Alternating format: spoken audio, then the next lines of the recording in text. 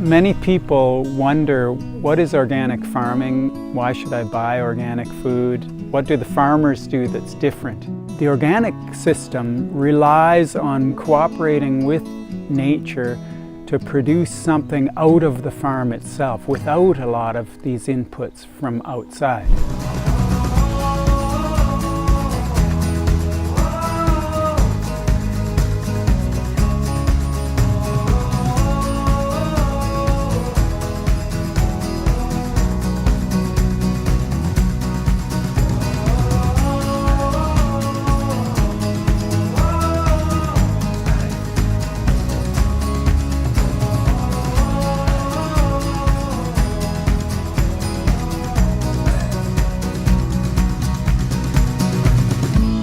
My name is Mark Zettel. I'm a partner here at Zettel Family Farms along with my brother Sam and my dad Ted. And as well, my wife Emily and I manage our vegetable CSA.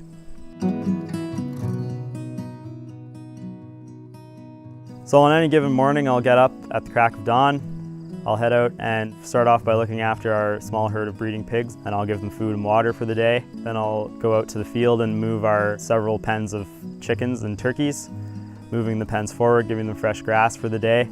I'll fill up their feeders and waters, and then I'll go out to the pasture fields, move the fence for our cattle so that they can have fresh grass, and I do the same thing in the evenings.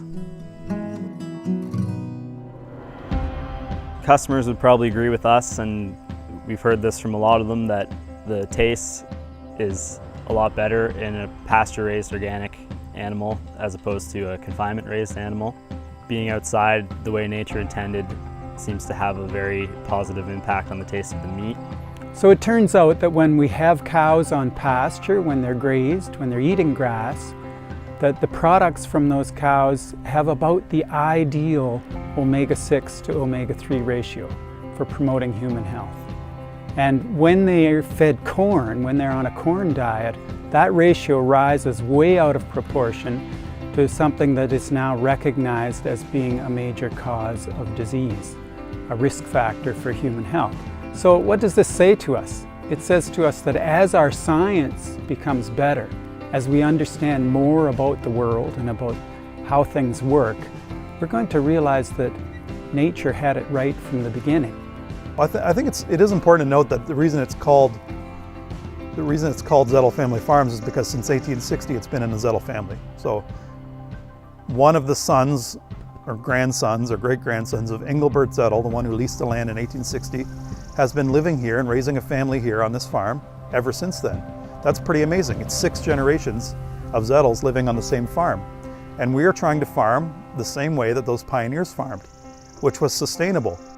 And I think that's kind of neat, but it's not really something new. It's really more something old. We've been doing this for generations. And so Zettel Family Farms is just a continuation of that history.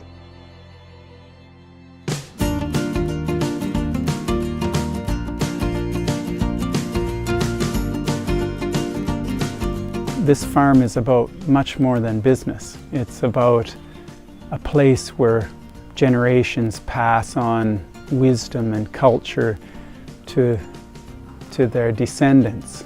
And so now here I am, a grandfather, and my 2 sons with me, making this connection to try to go on to the next chapter. What we realize is that in order to do that on a diverse, small-scale farm, which this is, that we're going to have to connect directly with families that aren't farmers.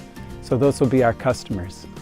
So we have farm tours, we bring people to the farm, we let them scrutinize our methods. We'd like them to be very, very knowledgeable about what it is we do. And for that, we see that as being really beneficial to both sides. People sometimes refer to my dad as a pioneer in organic farming. And I think that for the most part is true. In the early 1980s, before organic farming was popular, my dad took the leap and decided to switch his farm from a conventional farm over to an organic farm. and it came at a great cost to him, came at a sacrifice. He basically had to learn as he went. There wasn't a lot of it happening, but he was able to articulate that and share that with others. And because of that, he became seen as a pioneer. He became a sought-after speaker at conferences. Then he's been asked to speak all over the place, all over the province, in fact, all over the world. He's been in a number of different countries for conferences about organic farming. So I'm proud to say that his leap of faith, as it were, has really paid off, not just for us, but for the organic farming community in general. One of my first memories of going to visit an organic farm when I was just thinking about getting into it, this is over 30 years ago, the farmer opened up with the statement that their goal was to leave the farm in better condition than they found it. So to pass on to their children a farm that was richer, was more productive than the one that they inherited. And I thought to myself at that time, and I still think, isn't that a profound and workable proposition for us all?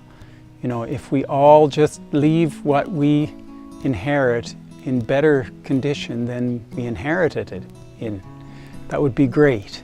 Young people should be concerned about the way the food is being produced today, because there really does need to be a change in the way this production happens. Current methods of agricultural production are quite frankly not sustainable, and if you choose to eat organic, you're starting to be a solution to that fairly important problem. Everything from the soil, the animals, the plants, the sun, the rain, everything in a cycle. Organic farming takes all of that into account. An integral part of it is the person that eats that food, that takes that in for their sustenance. We're all part of this cycle, this holistic circle of life, if you will, where everything is feeding the next thing, and it comes right back around. It's sustainable. It's been going for millennia, for millions of years, and it's going to continue. It's really the only kind of farming that I think will be around when everything else fails us. For farmers, there's a revolution going on of people thinking how they can do things differently. And the big motivator in that is the market, is the people who decide that they want food that comes from this other kind of farming which is not mainstream. And that can be an incredible motivation for other farmers to join us and to expand the whole organic farming industry.